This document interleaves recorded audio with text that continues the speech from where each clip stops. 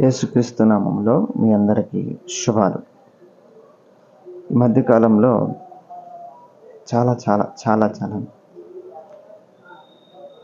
Videos చూడటం జరిగింది. అలాగే చాలామంది క్రైస్తవంలో చెప్పుకుంటూ చాలామంది ఈ ఫేక్ గాళ్ళు క్రైస్తవ్యాన్ని భ్రష్టు పట్టిస్తున్నారండి. ఎందుకు స్వలాభం కోసం ఇంతగా ప్రయాసపడుతున్నారన్నది నాకు అర్థం కావటం లేదు. మరి ముఖ్యంగా ఈ యొక్క పాస్టర్ ప్రవీణ్ గారి యొక్క మరణం తర్వాత వీరు చేస్తున్న శ్రేష్టలో మరీ ఘోరంగా ఉంది. వీళ్ళు మాట్లాడుతున్న మాటలు కానీ వీళ్ళు చేస్తున్న పనుల వల్ల క్రైస్తవ్యానికి చెడ్డ పేరేగాక క్రైస్తవ్యాన్ని అంటే క్రైస్తవులను చాలా తప్పుడు ఆలోచనలో ఆలోచిస్తున్నారు చాలామంది. అంటే వీరి ప్రవర్తన వలన మన క్రైస్తవులను ద్వేషిస్తున్నారు, అవమానకరంగా మాట్లాడుతున్నారు. కారణం ఎవరు? ఈ యొక్క ఫేక్ పాస్టర్ వలన. ఎవరు అంటే పాస్టర్ అజయ్ బాబు గారు, లేదా ఈ ఎర్రప్ప అంటున్నారు అతన్ని. సో అతను పాస్టర్ అజయ్ బాబుగా చెప్పుకుంటున్నాడు కాబట్టి నేను అజయ్ బాబు అని ప్రస్తావిస్తున్నాను. ఈ అజయ్ బాబు గారు నేను కొన్ని వీడియోస్ చూడటం జరిగింది. వాటిని దృష్టిలో పెట్టుకొని నేను ఈరోజు మాట్లాడటం జరిగింది. క్రైస్తవ్యం అంటేనే శాంతి మార్గం. మనకు బైబిలే బోధిస్తుంది, నీ మాట జాగ్రత్తగా మాట్లాడాలని. నరం లేని నాలుక ఎలా పడితే అలా మాట్లాడుతుంది కాబట్టి నువ్వు చాలా పద్ధతిగా మాట్లాడాలని బైబిల్ చెప్పింది. మరి ఇది బోధించే ఆయన ఈయన, అంటే బైబిల్ బోధించేవాడు పాస్టర్ అంటున్నాం కదా. మరి పాస్టర్ అన్నప్పుడు ఈ అజయ్ బాబు గారు తన నోటు దురుచుతో లేని పేరి మాటలు, అంటే హైందవ సహోదరుల మనోభావాలు దెబ్బతినంతగా మాట్లాడుతుంటే చెప్పండి, హైందవ సహోదరులు క్రైస్తవుల మీద ఎలా ఆలోచిస్తారు? ఎలా పడితే అలా మాట్లాడటమే, నోటికి వచ్చిందల్లా మాట్లాడటమే, అడ్డదిడ్డంగా మాట్లాడటం, తొడలు కొట్టడం. ఏమనంటే మా క్రైస్తవుల గుడ్డు మోసం తినేవాళ్ళు, వాళ్ళ దెబ్బకి మీరెంత అన్నట్టు అంటాడు. ఎవరిని రెచ్చగొడుతున్నాడు? ఎవరి మీద ఉసిగొలుపుతున్నాడు? యవనస్తులారా, క్రైస్తవులారా, మీ యవన బలాన్ని దేవుని కోసం ఉపయోగించండి. ఉద్రేకంగా మాట్లాడే వ్యక్తి ఇతన మాటలకు ఆవేశపడి ఇతను అనుసరించారనుకో, నిజంగా చెబుతున్నా, హైందవ సహోదరులకి క్రైస్తవ సహోదరు శత్రుత్వాన్ని పెంచుతుండేను. కొన్ని వీడియోలు చూడటం ద్వారా నాకు చాలా బాధ వేసింది ఇలా మాటలు. కాబట్టి అందుకని ఈ వీడియో చేయాలని ఆలోచించాను. ఇంకా చెప్పుకుంటూ పోతే ఈయన గారు ఒక ఇంటర్వ్యూలో ఆ యాంకరు ప్రైజ్ ది లార్డ్ అంటే అన్నాడు, బాగుంది, జై శ్రీరామ్ అనమని. నెక్స్ట్ ఉంటే అను, లేకపోతే అనమాకు. ఎందుకు అనవో ఎక్స్ప్రెషన్ చెప్పు. నేను అనను, నేను యేసుక్రీస్తుని దేవుడిగా అంగీకరించాను, యేసుక్రీస్తే నేను జై కొడతాను ఆయనకి అని చెప్పు సార్. కానీ జోహార్ శ్రీరామ్ అని అన్నాడు. జోహార్ శ్రీరామ్ అనుకుంటూ చెప్పుకుంటూ పోయి ఇంకా చెప్పకూడదు ఈ మాటలు అవసరమా? నీకు ఇష్టం ఉంటే అను, లేకపోతే లేదు. ఎందుకు అనవో అది చెప్తే చాలు. కానీ ఆయన ఆత్మహత్య చేసుకున్నాడు, అందుకని చనిపోయినోడికి జై ఎందుకు కొడతారు, జోహారా కొడతారు? ఇవన్నీ అవసరమా అంటాను ఇతనికి. దీని ద్వారా ఎందుకు శత్రుత్వాన్ని పెంచటం తప్పదా? శత్రుత్వాన్ని పెంచుతుండ తప్ప ఆవేశపడి ఆలోచనగా మాట్లాడట. ఇతని యొక్క స్థితి ఏంటంటే ఆవేశంగా మాట్లాడి ఈ వర్గం వారిని నేను మెప్పిస్తున్నాను అని చెప్పుకుంటూ, అంటే క్రైస్తవుల పక్షాన నేను మాట్లాడుతున్నాను అని చెప్పుకుంటూ ఈ పక్షం వారిని తిట్టడం మొదలుపెట్టడం. మీరే చెప్పండి, రాముడు మనం ఆరాధించకపోయినా, మనం కొలకపోయినా, మనం మొక్కకపోయినా హైందవ సహోదరులు రాముణ్ణి కొలవటం జరిగింది. వాళ్ళు పూజిస్తున్నారు. ఇప్పుడు వాళ్ళు గౌరవించే ఆ దేవుణ్ణి లేకపోతే పూజించే దేవుణ్ణి జోహార్ అనటం ఎంతవరకు సమంజసం? నాకైతే ఇది నచ్చలేదండి. నాకు ఇదైతే నచ్చలా. మనకిష్టం ఉంటే జై కొట్టాలి, లేకపోతే లేదు. కించపరచటం, అవమానకరంగా మాట్లాడటం, జోహార్ అనటం మనకు అవసరమా? ఇది అవసరం లేదు. కానీ ఇతను ఇలా చేయటం అనేది 100% ది రాంగ్. జోహార్ శ్రీరామ్ అంటూ 100% ది రాంగ్.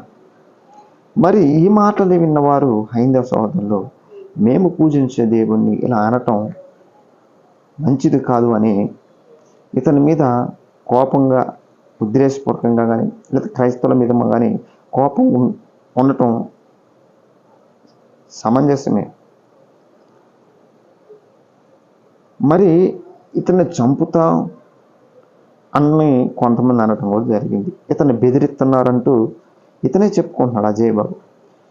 ఎందుకు ఈ మాటలు చెప్తున్నానంటే, ఇతనే రాముడి మీద, హైందవ సహోదరుల మీద కోపంతో లేనిపోయిన మాటలు ఆవేశంతో మాట్లాడటం, తర్వాత ఏమో నేను క్రైస్తవుల పక్షాన మాట్లాడుతున్నాను అని చెప్పుకుంటూ, తర్వాత హైందవ సహోదరులను ఫోన్ చేసి బెదిరించిన, ఇదిగో క్రైస్తవులారా నన్ను చంపాలని చూస్తున్నారు, బెదిరించాలని చూస్తున్నారు, నాకు సహాయం చేయండి అంటూ ఇక ఎవరు ఆవేశపూర్వకంగా మాట్లాడమన్నారు? నాకు అర్థం కాదు.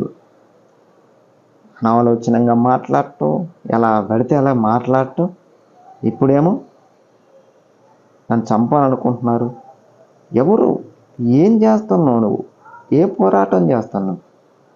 ఏ పోరాటం చేస్తున్నావు అంటే, ఒక పక్క హైందవ సహోదరులు ప్రేమించే లేదా పూజించే దేవుడిని తిడుతూ దూషిస్తూ అనాలోచనంగా మాట్లాడితే ఎలా పడితే అలా అంటూ క్రైస్తవులను తప్పుదావ పట్టిస్తున్నావు, క్రైస్తవులను తప్పుడు వారిగా చిత్రీకరిస్తున్నావు నువ్వే. అని క్రైస్తవులు ఇలాగుంటారు అనే విధంగా చేయటం నీ ఎజెండా. అసలు ఏంటి నీ ఎజెండా?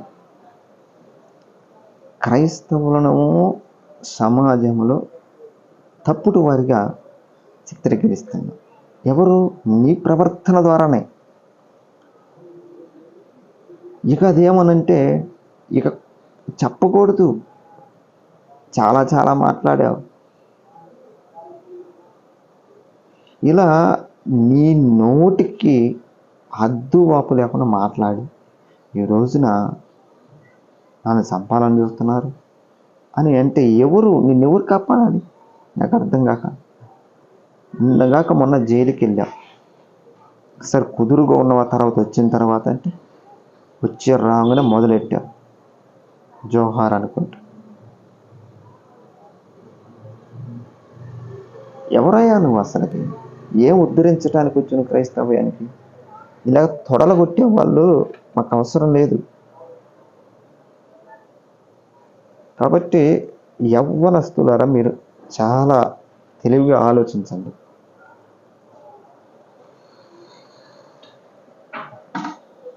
మనకి ఇలాంటి వాళ్ళు వద్దండి. ఇలాంటి వారు అస్సలు వద్దు. దయచేసి ఇలాంటి వారికి దూరంగా ఉండండి. ఇలాంటి వారు ఆవేశపూర్వంగా మాట్లాడి మన క్రైస్తవ్యాన్ని చాలా సమాజంలో చాలా తప్పుడుగా చిత్రీకరిస్తున్నారు. వీళ్ళే ఆవేశంగా మాట్లాడటం, ఎక్కడిది ఈ ఆవేశం నాకు అర్థం కావట్లా. ఏంటి, ఏదో ఒక వీడియో దొరికితే చాలు క్రైస్తవులను మతోన్మాదులు ఎమ్మటే దాన్ని తీసుకొని నోటికొచ్చినట్టు మాట్లాడటం. కౌంటర్ ఇవ్వాలన్నా ఏదైనా మాట్లాడాలన్నా కొంచెం శాంతంగా మాట్లాడు, అయితే ఏదైనా ప్రశ్న ఉంటే అడుగు, కానీ తిరతో నువ్వు కూడా మతోన్మాదులాగా తయారయ్యి అలా మాట్లాడటం అనేది సమంజసం కాదు. దయచేసి అజయ్ బాబు గారు మీ పద్ధతి మార్చుకోండి. మీ ఎజెండా ఏంటి? డబ్బులు సంపాదన మీ ఎజెండానా? రాజకీయం చేయటం మీ ఎజెండానా? ఇంత నోటి దురుసున్న మీరు అసలు రాజకీయం ఎలా చేయాలనుకుంటున్నారు నాకు అర్థం కావట్లేదు. నోటికొచ్చిన బూతులు నోటికొచ్చినట్టు ఎలా పెడితే అలా మాట్లాడుతుంటే ఇక రాజకీయంగా ఎదగాలి అనుకుంటున్నావు నువ్వు. ఎలా ఎదుగుతూ అంటే ఈ బూతులు మాట్లాడుకుంటున్నా, అయితే హైందవ సహోదరులు ప్రేమించే పూజించే ఆ దేవుణ్ణి గౌరవించకుండా లేకపోతే తిడటం, ఎలా ఎదుగుదామనుకుంటున్నావా? లేకపోతే నేను క్రైస్తవుల పక్షాన పోరాడుతాను అని చెప్పి బెగ్గింగ్కి ఏమైనా మొదలుపెట్టావా అడుగుతున్నా నేను. నీ యొక్క ప్రవర్తన క్రైస్తవులను తప్పుడు వారుగా చేస్తుంది. సమాజంలో క్రైస్తవులు నిన్ను చూసి ఏమని తెలుసుకోవాలి అర్థం కావట్లేదు. దయచేసి ఈ ఫేక్ పాస్టర్ ఇంకా అన్నాడు ఆయన చాలా బొట్టు గురించి కూడా అన్నాడు. అవన్నీ ఎందుకులే అని మాట్లాడలేదు. కాబట్టి ఈయన ఎర్రప్ప ఎవరైతే ఉన్నారో ఆయన గురించి చాలా జాగ్రత్తగా ఆలోచించి ఆయన అనుసరించకండి యవనస్తులారా. ఈ ఎర్రప్పేమో నోటికిచ్చినట్టు మాట్లాడి ఏదైనా కష్టం వచ్చినప్పుడు లేదా పోలీస్ కేసులు అయినప్పుడు నాకు ఇలా జరిగింది అలా జరిగిందని ఏడవటం, బాధపడటం, రేపో మాపో నాకు యాక్సిడెంట్ అయింది, మా తోని మొదలు కొట్టారు, ఇదిగో దెబ్బలు అని కూడా అంటాడు. ఇదిగో వెయ్యండి డబ్బులు అంటాడు. QR కోడ్, స్కాన్ కోడ్, దానికి వాళ్ళ అన్నో తమ్ముడు ఎవరు ఉన్నాడు కదా, ఆడొచ్చి మనకి 4 కన్నీళ్ళు గార్చంగానే అతనికి డబ్బులు పంపించటం, జైల్లో ఉంటే జైల్లోకి బెయిల్కి డబ్బులు. ఈయన గారేమో ఇలా తమ్ముడు అన్నాం పోయి బీజేపీలో ఈయనేమో అజయ్ బాబు గారేమో బీజేపీని తిడుతుంది, వాళ్ళ సహోదరుడేమో బీజేపీలో జాయిన్ అవుతుంది. ఎంత తమాషా అండి. అజయ్ బాబు గారు బాగుంది, మీ యొక్క ఆలోచన బాగుంది, సంపాదనలో బాగుపడ్డారో ఏమో. మీరేమో బీజేపీని తిట్టడం ఎందుకు? క్రైస్తవుల వ్యతిరేక పార్టీ వ్యతిరేకంగా ప్రవర్తిస్తుందని మీరు తిట్టడం, మీ సహోదరుడు బీజేపీలో జాయిన్ అవ్వటం దేనికోసం? మీరు ఏం చేయాలి? ఎజెండా ఏంటి? డబ్బులే మీ ఎజెండానా? దయచేసి క్రైస్తవులారా, యవనస్తులారా, వీళ్ళ వేరే విషయం జాగ్రత్తగా ఉండండి. విషయం